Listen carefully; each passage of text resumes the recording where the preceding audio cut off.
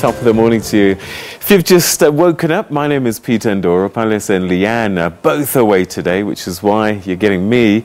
And we're chatting tourism now. A number of Knysna as biggest tourist attractions, including the Featherbed Nature Reserve, suffered severe damage in the recent deadly fires that took place there. At least 2,500 jobs have also been lost, with most of them for the tourism sector. Now, to encourage tourists to visit the town, a new campaign, #KnysnaRises, has been launched with the message, it's business as usual in Knysna. And to discuss this more, we have how Knysna tourism has been affected by the fires. We're now joined in studio by Sisa Ntshona, who's the Tourism SA CEO. Thanks very much for joining us. Good morning to you. Morning, Peter. So Knysna is a tourist destination. That's it, bottom line. Yeah. These fires were devastating, not just to the owners of the houses, but the reserve. But we're now starting to unpack just how damaging it was for tourism. Absolutely. I mean, those fires were flighted all over the world, you know. So we received a fair amount of cancellations from people around the world who obviously were, shocked to see what was happening. And I think what is encouraging, though, is that I think I visited the region about 2 weeks ago. The amount of support from South Africa itself, the amount of boxes you see at the conveyor belt at the airport, basically. When you walk through the town in itself, there's collection boxes. The amount of corporates that have come to support Knysna is really quite encouraging. I think the key thing that we want to highlight over here is that the best gift that we can do for Knysna is actually by traveling to Knysna. Let's trade with Knysna so they can trade themselves out of it and back into that space. So there's key messages that are coming through that it's business as usual. Knysna is open. Yes, there are certain areas, obviously, as you highlighted, that have been damaged, but the core of Knysna itself basically is strong and going forward.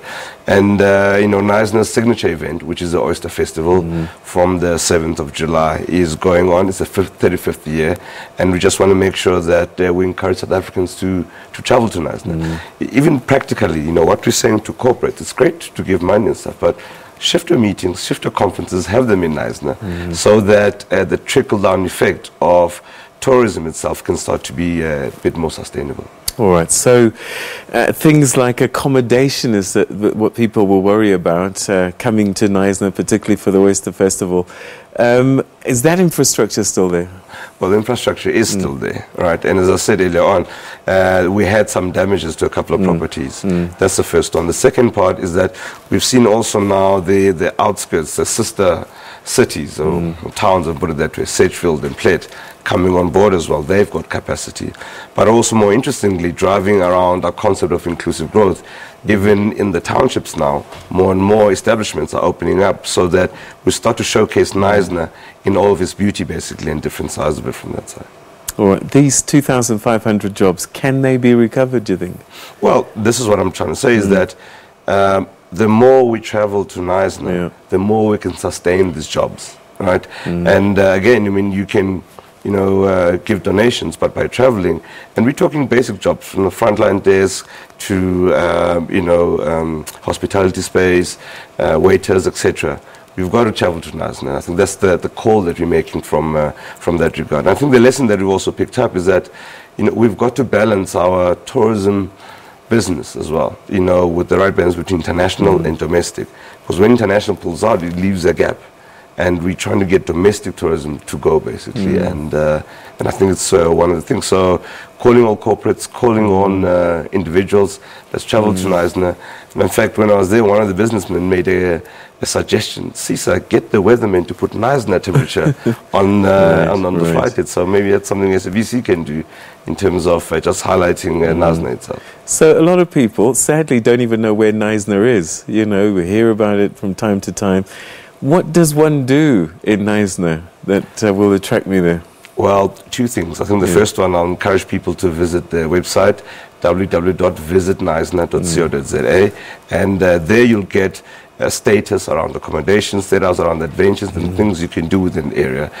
It's a beautiful part of the world. It's part of the garden route, and I think you can get anything from adventure to wildlife to see. It's lifestyle driven basically, and it depends whatever tickles your fancy. Just go to the site and find your joy. So the part of the nature reserve was damaged. Is the majority of it still functional and operational, that people want to experience that can still do that? So yes, the part of the nature reserve was damaged basically, and that's been closed off. However, I think the operational side is adjacent to the reserve, and I think that's still up and going. So again, I mean, the status of these also changes on a weekly basis, and the website will give you up-to-date status as to where we're at and what's available when, etc. from that side. What is it like there at the moment? Well, look, it's there's a spirit of defiance. Yeah. There's a spirit of Knysna will rise again. Yeah. There is optimism amongst us, if I may say, in the sense that people are looking forward to the rebuild. And when you rebuild, you want to do it better than it was before.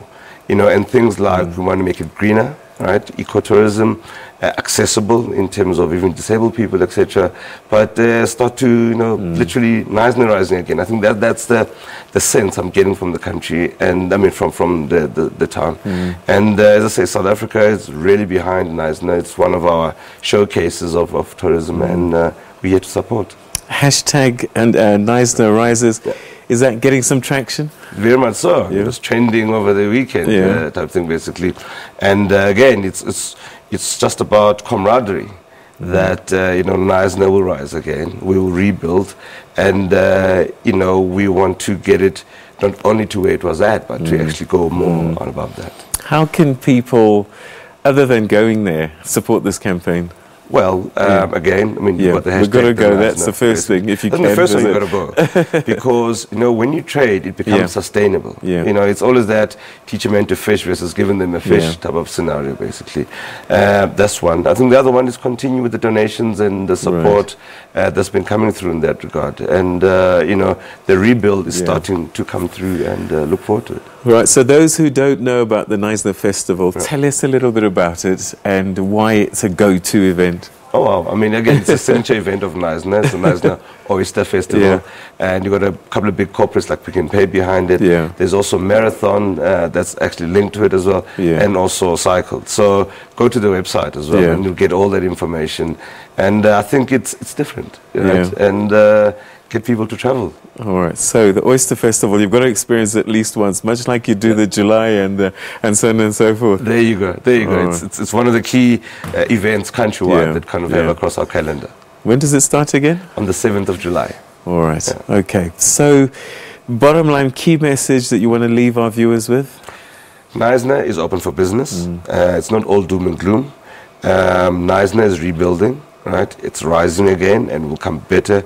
And third, travel to Knysna, do business with Knysna. That's the best gift we can give to Knysna, to show support as a country, basically, to get it up and going. All right. Sisa Ntshona, Tourism SA's CEO, thank you very much indeed for joining us. And let's appeal to our viewers at home. Knysna, if you haven't been there before, the Oyster Festival is coming up shortly.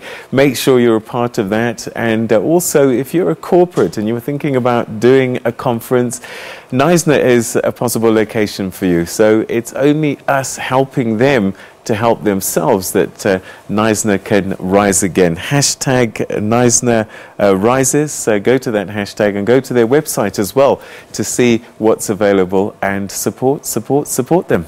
All right, we're going to leave it there for the time being.